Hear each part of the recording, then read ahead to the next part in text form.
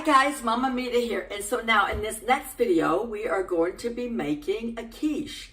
And so I want to tell you that instead of using your pie pan to make your quiche in, you can actually make them in little muffin tins, like if you was going to make muffins, you can make them in there. You can make them using the paper, like the cupcake paper, but I don't really like that because sometimes it sticks to that.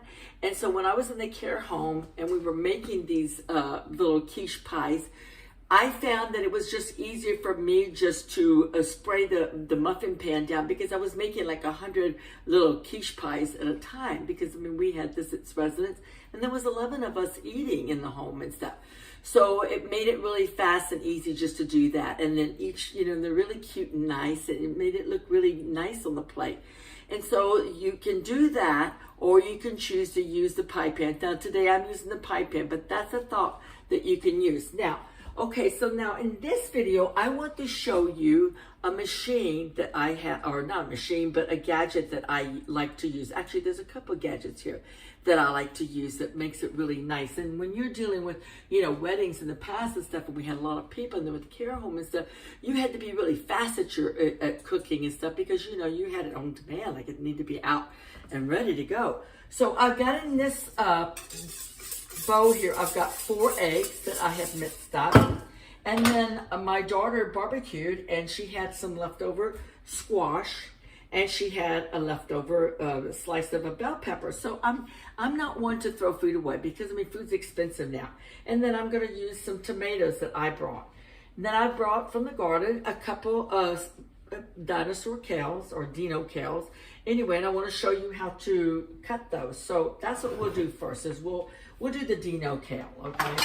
So the first thing you want is, when you get this leaf, you got a spine down the side of it when you fold it in half. So you want to take the knife and you want to go down the side of that. And that will eliminate that, because you don't want to use that part of the kale. And you just take your knife tip and you'll do that. You can also strip it, and that works too. And then you just cut them up, or chop them up like that, and then you throw them in. Then the next thing I have is I've got parsley. Now, when in the Middle East, when you're making the tabbouleh and stuff, you're using quite a bit of parsley, and boy, that stuff can be a pain to try to cut. The easiest way is to make it like a little bouquet, and then hold your fingers really tight here at the end like that, and you snip that part off, because in the Middle East they don't use the stems for the tabbouleh. They don't. You could use that for something else. In America, or the other countries, maybe they would, because you could put them in soups and stuff and still get the parsley flavor. And then you're going to take your fingers and you're going to hold them just like if you was rolling up, like if you was holding the leaves of basil and rolling them, and you're just going to chop it really close to the edge. Let me see if I can get that this way. So you're going to be just chopping it really close to the edge like that. And so once you do that, at that point, then you can, and you want to have a fairly sharp knife. Knife is really good to be sharp, because if you've got a dull knife, you've got a chance of cutting yourself, because it slides off the stuff. Okay, so now that's your parsley and your kale, and that's done. Now, the next thing I want to do is I'm going to put a little bit of basil, dried basil, a little bit of black pepper, and I'm going to a tab of butter. Okay, then I'm going to take a little teeny bit of Dijon mustard, not much, just a little bit. Okay, then now I want to show you this. Now, if you go to Marshall's, or you go to TJ Maxx, okay, Marshall's, TJ Maxx, and I forget, Ross Dress for Less, yeah, you will see these. Now, years ago, when these first came out, they were like $9. They were less than $10. Now they jumped up to be $19. Of course, now they're probably even more than that. This machine, I absolutely love it. Or this little gadget, absolutely love it. We have used these through the wedding business so much, because they're so fast.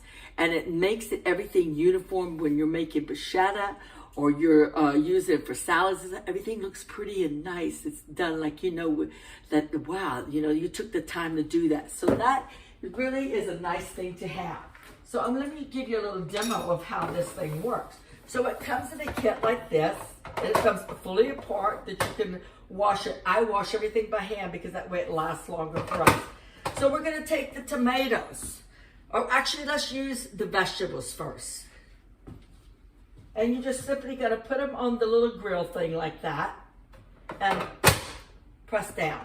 And they go right through. They even have a measurer on the side that tells you how much of these vegetables you have in here. This thing is worth every bit of its money. Sometimes they might get a little mushy because they've already been pre-cooked. But I'm going to use them anyway. Now this one I might cut down a little bit smaller. Just so it all fits. Okay. Then I'm going to put some tomatoes. So now so far I've got a little bit of squash, zucchini. I've got the yellow crooked neck squash, and then I've got a bell pepper. And now I'm going to put some tomatoes in. Now where it really is nice, and you're cutting all of these onions, you can switch the blade out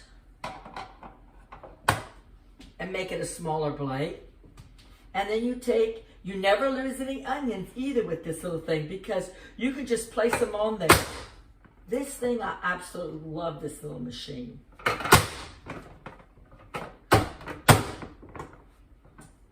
And sometimes that thing might raise up. That's okay. That's not a big deal. Just put it back down.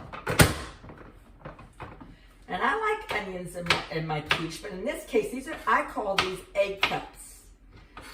Because when they're frozen and you bring them out early in the morning at 5 o'clock, you know, to get your residents ready for work and stuff. Because my guys all had jobs because, they love to have a job because they made money. And we were going to go someplace, we were going to go on a cruise or we would go, fly to someplace. We did interesting things. Sometimes you have to, oh, come on now. That's okay. It's still good, see?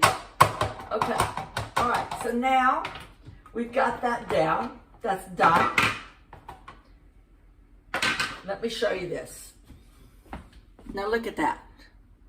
See all that diced up, chopped up nice? I'm just gonna dump that right in there for the garbage. Okay, then the last, or not the last thing, but close to the last thing. Then I wanna put a little bit of milk in this. Okay, we're going to have to use that for something else. Coffee time. About a half a cup. That's okay, it's back to new now. Okay, so we pour that in there. And then we stir that up. And then the last thing I had some Swiss cheese. Now, I really need to use this Swiss cheese because this Swiss cheese is getting ready to go out of date. And I'm just not going to throw stuff away. Not the price of things, right? And the thing about this Swiss cheese was it was slices. Oh, Lord. And then, Swiss cheese is kind of soft anyway. But I'm not throwing it away. So, here we go. It's going in. Pretty much on top. Oh, well, too late. You know what? I'm just going to throw it in. Whatever. It'll still be good.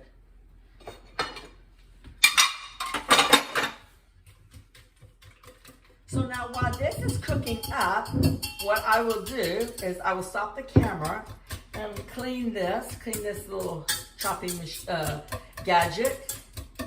Get that done. Oh, I almost forgot. I think there was something else I was looking for. Is my little garlic press. So see this little thing? I think you can get these at IKEA. I think it's from IKEA. Anyway, and it's got like a little thing that comes out, and then you just take, I like a little garlic, and then you just take and squeeze your little clove of garlic in there. Oh man, that Swiss cheese is kind of a mess. It's too soft. But anyway, we're going to use it. Okay, so we mix all of that up.